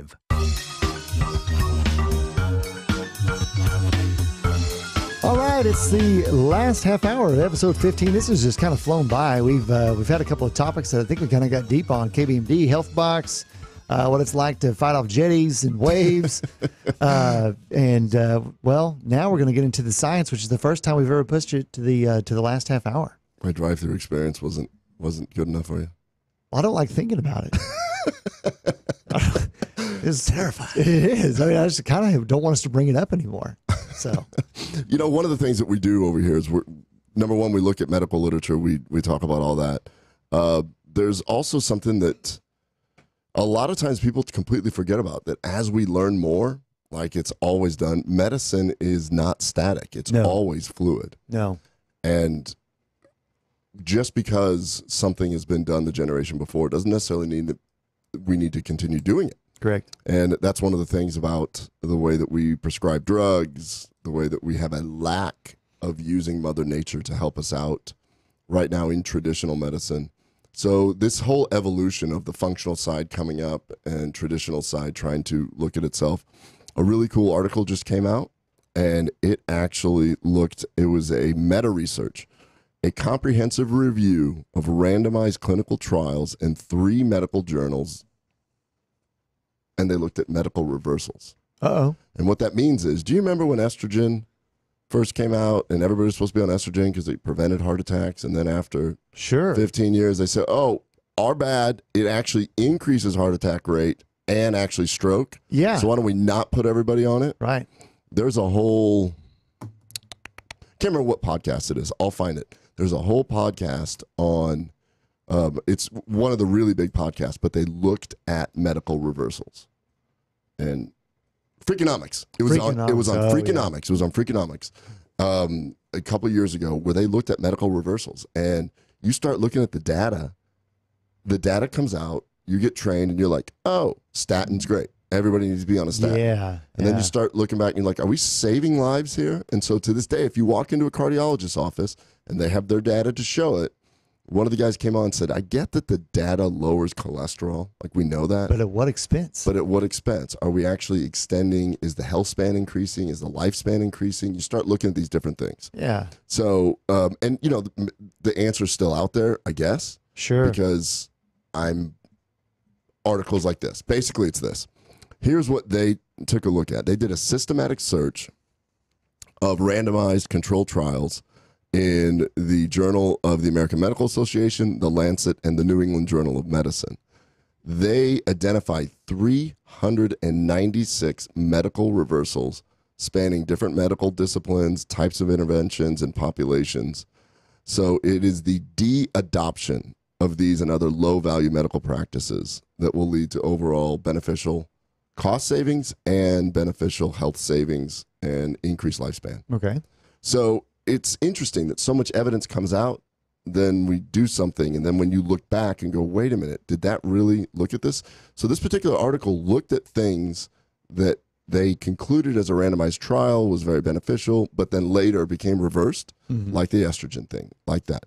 I only bring that up because it's important to know that when we start getting into new fields, that things are going to change. It's going to be a moving target and all this other stuff. So that leads into this topic that if we're reversing traditional randomized placebo-controlled trials, because that's what everybody says. Right. You go to a meeting, show me the data. You know, I know on the other side, the data is being paid for by somebody. Right. So you have to keep that in mind. So kudos to the University of Chicago that just put out a new study, which ties into everything that we're talking about. Okay. So when we had Cooper Reed on, we were talking about psilocybin. So they just put out this study from a first ever placebo-controlled LSD microdosing out of the University of Chicago. Oh. Yeah. Wow. Interesting. So anecdotally, Silicon Valley entrepreneurs and Silicon Valley very, very successful people have for years discussed the microdosing ability of LSD. Okay. And higher dosing of LSD is actually currently being studied for looking at helping with PTSD, helping with severe depression. Yeah. So these guys wanted to know, hey, what is microdosing, and does it actually do anything? Okay. So they took a group of 20 volunteers, and for once a week, for 4 weeks, they gave them 6.5 micrograms, 13 micrograms, or 26 micrograms. A typical dose to get high is 100 to 200 micrograms. So this is significantly less than what that high would be. Significantly less. Okay. And then they looked at behavior trends. They looked at behavior trends, cognition, negative thoughts, and a bunch of other parameters all surrounding this. And the most important thing that they wanted to find out is, do you get high? Did you experience any hallucinations? Hallucinations. There yeah. you go. I'm merging the word hallucinogenic with hallucinations, and I'm like, what is that word? It's all right. All right. So they were looking at that, and what they found is that surprisingly, those that took 26 micrograms felt a little something. Okay. So, but it's a very small group. You don't really know. And what they did show is no change in mood, no change in cognition, and no real change in academic performance. The flaw to this study, and they openly admit it, because this is just dipping their toe in the water. Right. They didn't want to jump in and be shut off. And sure. It's University of Chicago. It's bold of them to do this. When they talk microdosing in Silicon Valley, it's done every day. Yeah. And they actually discuss that these receptors and things have to be tuned up for it. So doing it once a week probably doesn't do a whole lot for cognition and energy and all these other things. Sure. But doing it every day and getting those channels to open up, that's what people talk about. They say that your mind opens up to different things. You're able to accept new ideas on a much different level and things. So their next level study, they said, admittedly, we really need to start stepping it up to see if it's 2-3 times a week, if it's whatever. But it's just exciting to see that we're now starting to do clinical trials on these non-pharmaceutical type things. Well, it's really interesting that they would. So out of that 20 subset, I don't remember if you said this, but none of them necessarily were suffering from depression, though, correct? They didn't get into that at all. No, they were just bringing people in. Mostly they just wanted to see effects. Hey, yeah, are you getting high? Okay. Number one, are you getting high in any way? Is this going to be a dangerous thing to bring into society? Don't you think that probably this study really is probably the tip of the iceberg? They know that they want to map out the frequency, like you were just referencing, and move further along. Microphone cut out there. Anyway, that they want to do the increase the frequency to see if that changes anything, and then to start adding in comorbidities to find out what the. Well, I mean, it's fascinating because this is. You can't really do an animal study and go, hey, are you seeing hallucinations or anything like that? That'd be weird. But in all pharmaceutical studies, it starts out with animal. You have to determine a toxic level on that thing, and then you move from there, and then you go to the pharmacokinetics of it. So that's the phase 1, then the phase 1B, then the 2, then the 3, then the 4, then it finally gets to market, or somewhere between 3 and 4, it'll actually go to market. So consider this more like the phase 2 portion of the clinical trial. Okay. We have determined that talking to enough Silicon Valley animals, which is I guess what they were kind of looking at, that enough people have been doing it and been doing it consistently that it's probably safe at this level. So now let's start doing it in a controlled environment. And they watched them the whole time. So they were keeping an eye on them. It wasn't like they gave it to them and said, now go out and do some stuff. Yeah. Go shopping. Yeah. See what happens. Here's Amazon. Go for it.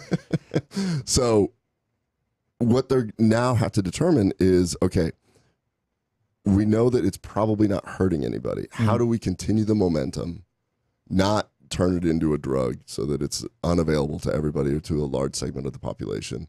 And it is just tip of the iceberg, and seeing where it's going. So by the decriminalization of psilocybin in Colorado and studies like this, I really think that there's going to be a whole future which is going to be beneficial for anybody that suffers from depression, anybody that suffers, because that's where all the research is going into, anxiety, depression, things like that. I think it's going to be fascinating to see how microdosing of psilocybin or macrodosing of psilocybin, microdosing of LSD, macrodosing, because studies are going on right now with that. Now, I remember when we had our conversation with Dennis McKenna of the Hefter Institute, and of course he and his brother Terrence were the ones who really kind of paved the way for educating people on psilocybin mushrooms, how to cultivate them, how to responsibly apply them to different things. He joined with Dr. Arthur Hefter at the Hefter Institute. I believe it's in Idaho, but they conduct those studies on psilocybin. And I remember him saying that psilocybin and LSD have very similar outcomes. However, that they believe that chronic exposure to LSD might be damaging to the heart or something like that, where psilocybin isn't.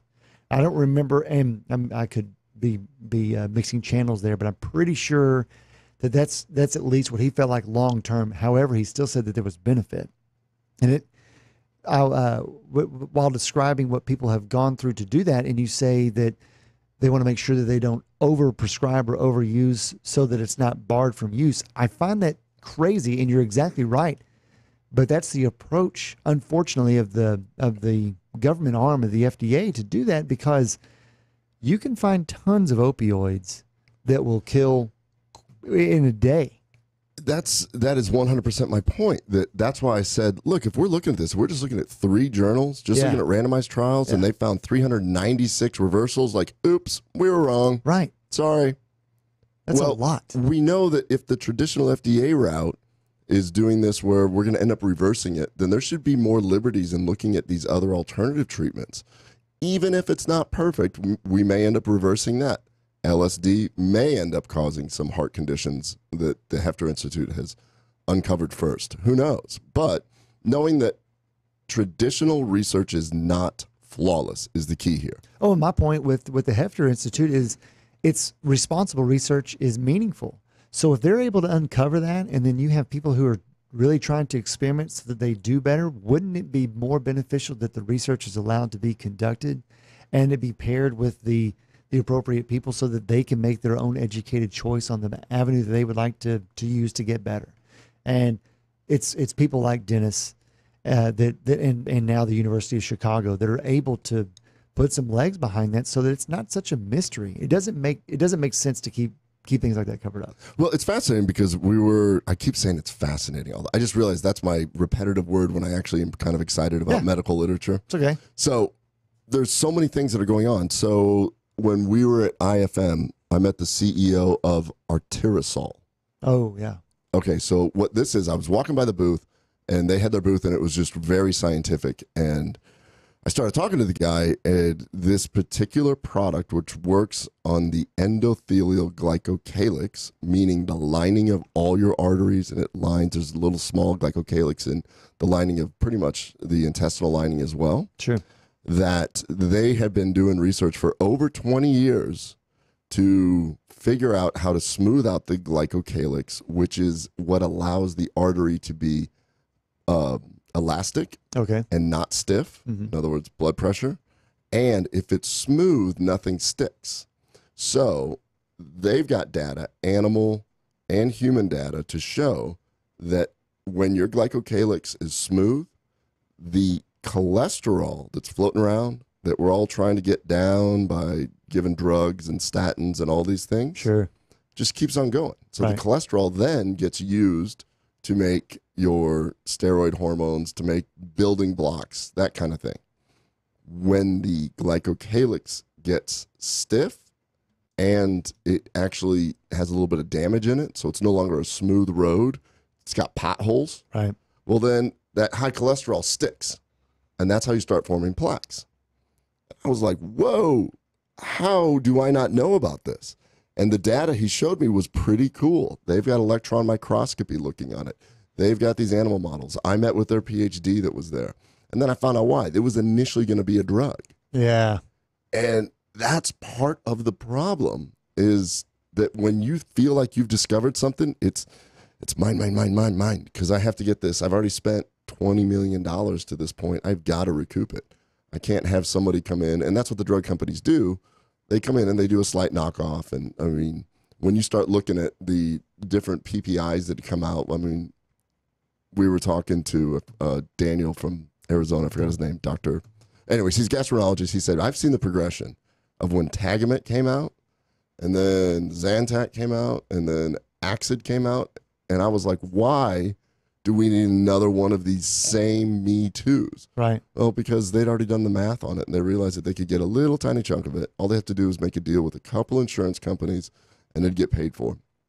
And that's really what any drug has to do. But eventually, it just becomes a race. That's why it costs so much money when it first comes out, and then they got 7 years to recoup it, and then it goes generic, and then everybody walks away from it, and the insurance companies, just throw up their hands. So here's a great example of, they've been working on something for 20 years that could be a big game changer. Who knows? I bought a case. I'm going to start taking it. I'm going to follow my blood sugar. I'm going to follow my blood pressure. I'm going to see if I can find any trends. Sure. Because like all things, I want to try it first. Anything that I've, going to recommend to somebody to do all the biohacks and everything, I'm not going to have somebody else try it. I mean, I want to try it first and see what happens. So we'll see what happens with this Arterisol. But there's a great example. Oh, and the reason why they couldn't go the drug route, I'm leaving something out, is that they couldn't, their patent would be too easy to be compromised. Oh, really? So they get that far into it, and then they realize, any drug company can just come in and take it. Just come in and do a Me Too, real easy. Yeah. So then it becomes a battle of, you'll just be squashed by a bigger player. Yeah, and it's just so unfortunate, and not to just sit here and just bash companies that make devices and drugs. Not all of them are bad, and not all of the scientists there don't have altruistic ideas, but the overall machine is kind of unstoppable right now. It really is. I mean, we talk about the healthcare industry is somewhat dependent on itself, and it's dependent on chronic illness. Illness, yes. It's dependent on chronic illness. I would love to see our KBMD health box change the health landscape of primarily the DFW Metro. I guess DHAT will be able to do that because it'll be more of a concentrated area. Sure. Wouldn't it be fascinating 5 years from now, after people start getting diet recommendations? We had Chef Patrick was telling me earlier, he goes, hey man, when you launch that box, he goes, let me know and I'll put in healthy recipes for free whenever you want. Absolutely. Yeah. And we have people volunteer to help out like that. So imagine this box changing healthcare and doing it at a bargain price, improving people's lives, and we're actually helping the overall cost of healthcare in an environment. We could keep track of that data. Wouldn't that be fascinating? Yeah, and unfortunately, the moniker of healthcare itself has a connotation to where it's born a different term now, wellness care, because healthcare is oftentimes associated with I'm sick, I now need to be repaired, or I'm sick, I now need to be fixed or put on a protocol, et cetera. But really, the best medicine is prevention. And if we were all to basically adopt a mindset of wellness protection, then I think that we'll begin to see that type of evolution of populations and demographics where, well, this was once a disease thing that everybody came in for, and now it turns out that the trend is beginning to go down, or people show up with this disease, but later. All right, let me put you on the spot. Okay. Throw out a few things that if you could have a community that you would get them to do for wellness prevention. Wellness prevention. First, I don't think that people are that educated in where they are consuming sugar. And I think that if you start with that and then you begin to add up those grams of daily intake of sugar, and then all of the sources that your body even interprets as sugar that maybe you don't see it written out, and you knew what it was doing to tax your pancreas and the rest of your body, and if you have an injury, what you're doing to prolong the healing time by consuming large levels of sugar, that would be one thing right at the jump. Just understanding that readily available little simple carbohydrate can be incredibly dangerous to you, and you don't even know it. You just don't perceive it, so you don't feel it. Mm-hmm. And unfortunately, your body definitely knows that it's occurring, and you're feeding small little microorganisms that love the fact that you're taking it in, and they're using your body as the vehicle to do what they want versus what you probably want. So I want to do a couple more. Stand more. Stand, definitely. We're sitting too long doing this show. I have to get some standing desks for this show. No, you know what? We should. Yeah, we should. Community. Definitely community. A sense of community is super important. Loneliness has been equated to smoking as far as death rate. So this is really, I've got the articles I need to get into are pretty thick and pretty cool, but I will actually be talking about these tonight live on Facebook at the SIBO SOS Summit. SIBO SOS Summit. So if you want to get real geeky with me, and I'm sure a lot of people will be, this community, that SIBO SOS Summit, there's a great example. Facebook groups like that, just like you were saying, when somebody keeps going to a doctor and the doctor says you're fine, but you don't feel fine, yeah, that starts creating PTSD. Right. You just get frustrated with that, and then you gravitate towards a community that'll at least go, me too. Yeah. And so fortunately, there's these different communities that have grown. I'm not that big of a fan of social media, but then again, there's a lot of really good things that have come out of it like that. Like support, they're essentially support groups. Sure. For all different kinds of things across the world. The hard part about social media, I mean, everybody's connotation, or mine, I say everybody, my connotation of social media is the negative aspects. And I oftentimes forget that there are good things that come out of it. You can connect. You can stay informed. Unfortunately, the moment you begin to give them a little bit of data on what it is that you're interested in, then you just get peppered with tons of other stuff that is not interesting to me at all. And I can't sit there and scroll through Instagram and just look at different photos. I don't care at all. It's not really my thing. So when you were talking about get rid of sugar, so for tonight's and for my 3-hour SOS SIBO Summit that I'm going to have to do, I need to talk about stuff that the other docs haven't talked about. Right. So our graduate secret weapon sent me a bunch of really cool articles in preparation for this. One of them is really interesting that I need to read about 10 more times here, but it's the sulfate, chronic SIBO gut dysbiosis as a protective mechanism. Really? Yeah. Now, I did the same thing. I went, that seems like somebody's way off course. Seems very long, yeah. It's very long and it's very off course, but now that I'm actually reading it a couple times, I'm like, In one section here, it's really interesting. They actually describe, I guess the author, I actually think it's a blog by Elliot Overton. And I don't really know their history. I probably should look it up, but it's very well written. It's very thick, very sciencey. So they seem to know their science at least. Maybe we'll get hold of them and have them explain a little bit better. This is a really interesting section. You were talking about sugar. Mm-hmm. So sulfite is an intermediate in sulfur metabolism.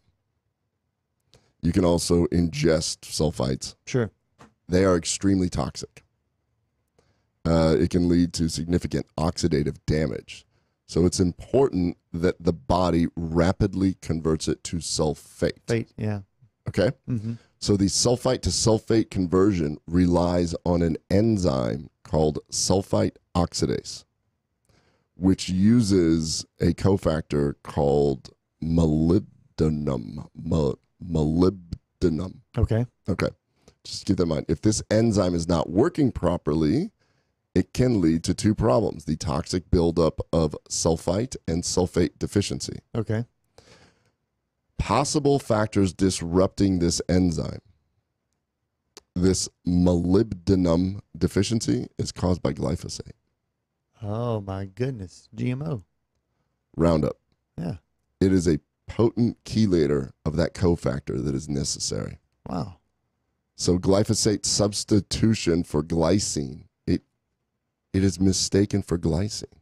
You know, we've been saying all along that this is an inert, this is the whole thing of Roundup. This is a reason that I've never, ever thought of. So the SUOX enzyme contains critical glycine residues, which could theoretically be replaced by glyphosate. It's just so disappointing because now, many have associated the glyphosate, the Roundup, with Monsanto. Make no mistake, a large-scale pharmaceutical company, Bayer, owns Monsanto now. So these are the same people that are purportedly doing these health research, clinical trials, submitting drugs, creating medical devices, getting them through, getting firsthand approval, and then being suggested by physicians. And these are the same people that still now, under the guise of we're going to help out our food supply, et cetera, so that we can produce X, Y, and Z, they're just moving product. So this could be an example of, you were talking about medical reversals earlier. Yeah. Is using glyphosate just a medical reversal? Well, the difference is that it's not a cohort of people. It is the population. We're being exposed to it. No joke. So this article continues to go on. Remember how I'm busy. Every gastroenterologist I know is busy. Yeah. People are getting sicker. Yeah. And they are not. We're seeing, it's like the same thing. Are we now seeing gluten intolerance, or are we just looking for it? Are we now seeing SIBO, or are we just looking for it? Watch this.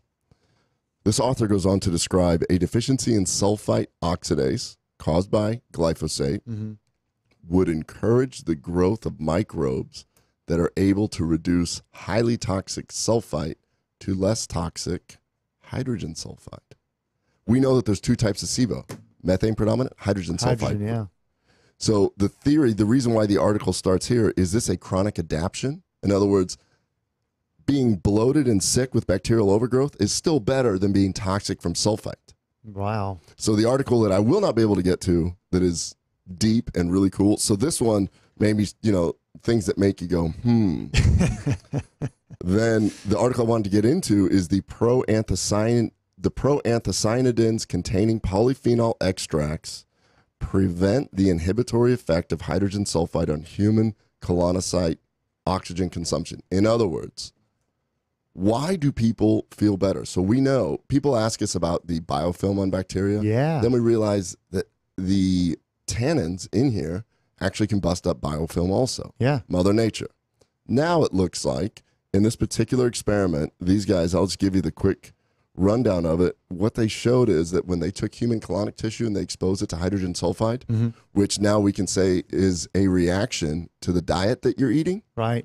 Hydrogen sulfide led to inflammation because the enzyme to convert it, to get rid of the hydrogen sulfide, that can be overwhelmed. And then it leads to oxygen depletion in the cells of the colon. which then lead to oxidative stress. Yeah. Which then leads to leaky gut. Yeah. Well, it's really cool. They took the colonic tissue and they soaked it in hydrogen sulfide. And then they took that same tissue and they did the same thing, but they used grape, apple, and I can't remember one other polyphenol. Yeah. In separate matches. And as it turned out, it neutralized the hydrogen sulfide. Wow. Protected the cell and actually encouraged the enzyme to make it neutral. So there's a lot more science into it. But you could see if you're eating a traditional processed diet, your body, you may end up developing irritable bowel as a protective mechanism from the other crap that may happen. And so if you're going through this whole process, Mother Nature, eat your veggies, that kind of thing, get your polyphenols in, has a way of correcting it all. So, man, what a crazy show today. So we promised that we would have tips. Here are the tips. Come up with a routine. Let's start that, number 1. Number 2, get enough sleep. Number 3, try to eat organic, all that you can. Avoid the glyphosate. Number 4, try to really educate yourself on the sugar that you're taking in. And number 5, don't go swimming in Galveston. Don't go swimming in Galveston and get out of the McDonald's line. Please like and share Gut Check Project. Go to gutcheckproject.com. Let us know that you've done that just like everybody else has done. We will enter you for the contest for the free Atron Teal and KBMD CBD. Ken? See ya. This is a great show. I'm glad that we covered a lot of ground. Take care, everybody. Bye-bye.